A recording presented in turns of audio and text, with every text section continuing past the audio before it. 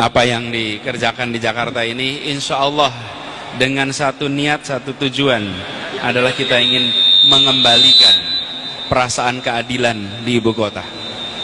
Bapak Ibu semua, Pak Kiai, soal keadilan inilah yang kita perjuangkan. Bayangkan sekalian, sederhana sekali, di Jakarta sering kita tidak merasa sebagai tuan rumah di tanah kita sendiri, seperti penumpang di tanah kita sendiri. Mengadakan maulid di Monas tidak boleh, mau potong korban di sekolah tidak boleh, mengadakan kegiatan-kegiatan di tempat yang sudah biasanya takbiran malam lebaran, takbiran malam lebaran. Ini tanah kita. Karena itu alhamdulillah sekarang takbiran kembali bergema di seluruh Jakarta. Monas yang sebegitu besar kembali menjadi tempat untuk kita merayakan maulid Nabi Muhammad SAW sana. Ini hal kecil, tapi yang lebih penting lagi, bukan hanya sekedar tempatnya diberikan, tapi Jakarta harus memberikan kesempatan yang sama kepada semua.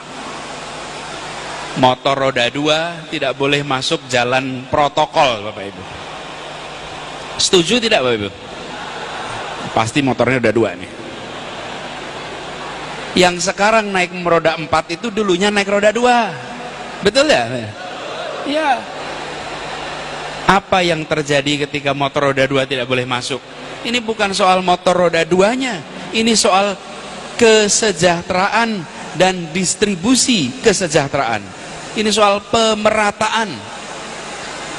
Saya cek lewat Gojek, lewat Grab, berapa jumlah pengantaran menggunakan ojek online ke jalan protokol. Ke jalan Sudirman saja dalam satu hari jumlah pengantaran 480.000 pengantaran. Yang diantarkan apa? Makan pagi, makan siang, snack. Dari mana itu? Dari industri rumah tangga di seluruh Jakarta. Lalu kami katakan, jalannya dibuka, izinkan seluruh rumah tangga di Jakarta merasakan manfaat dari pembangunan ekonomi yang ada di pusat kotanya. Jadi ditutup pintunya itu, yang di bawah tidak bisa makin besar, yang kecil tidak makin besar, sementara yang besar makin besar. Ini ketidakadilan itu begini. Ketidakadilan itu, yang kecil dibiarkan kecil, yang besar jadi besar. Apa yang kita lakukan? Kita buka dan kita beri kesempatan semua merasakan. Arahnya begini, yang besar boleh makin besar, tapi yang kecil harus bisa menjadi besar. Itu yang kita pegang.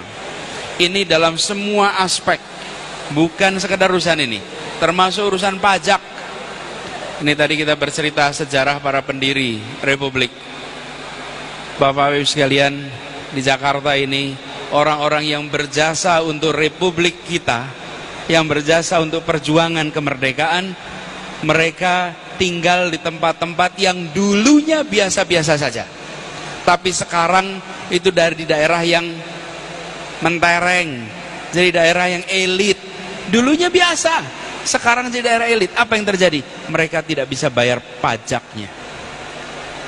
Anak turunannya satu demi satu menjual rumah orang tuanya karena mereka tidak mampu membayar pajak. Saya katakan pada semuanya, ini namanya pengusiran secara sopan. Diusir dengan cara pajaknya dinaikkan. Tidak mungkin sebuah keluarga membayar pajak 1 tahun 180 juta. Itu kira-kira rumah siapa, Bapak Ibu sekalian? Bukan. Itu rumahnya Bang Ali Sadikin. Rumahnya Bang Ali itu dulu biasa-biasa aja tahun 60-an. Sekarang daerahnya jadi daerah elit. Anak cucunya tiap tahun iuran untuk bayar pajak karena mereka tidak mau jual rumah peninggalan orang tuanya. Padahal Ali Sadikin berjasa amat besar bagi Jakarta. Betul ya, Zen? Betul, sama.